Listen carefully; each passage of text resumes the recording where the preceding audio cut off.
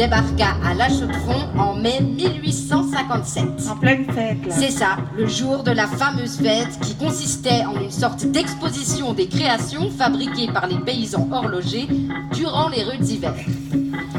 À cette époque, la ville était en pleine expansion. Une terre protestante, consciente de la valeur du travail, tout en gardant une indépendance farouche. L'endroit idéal pour développer son invention, pour la commercialiser, la breveter. Ulrich imagine déjà l'enseigne de son entreprise qui deviendrait fameuse. Kleinholz et compagnie.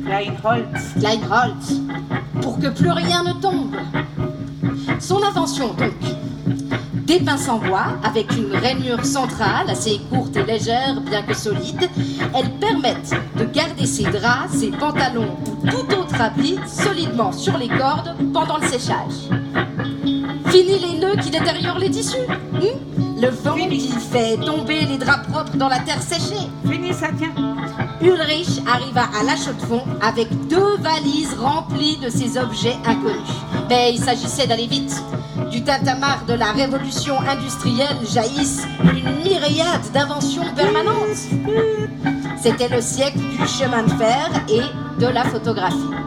Et Ulrich avait fermement décidé qu'il ne serait pas le Niepce des pinces à linge. Raté.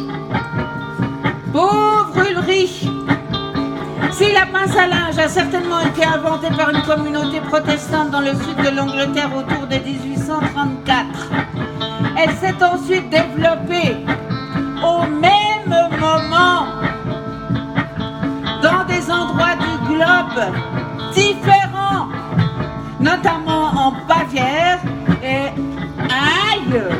en Pennsylvanie.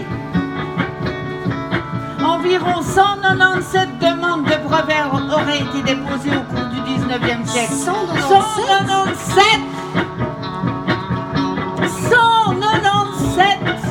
Ça va, on a entendu. Aveuglés par la réussite individuelle, peu d'Occidentaux réalisèrent que cette invention, comme tant d'autres, n'était qu'une duplication sans âme et sans magie d'une invention existant depuis toujours. Ça va aller.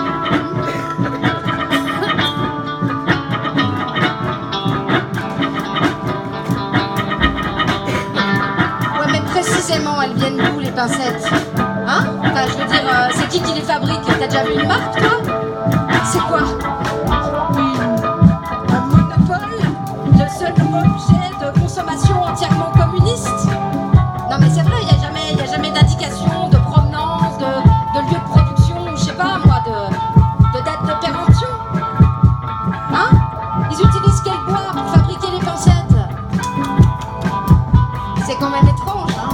On les trouve partout, mais elles viennent de nulle part, les pincettes.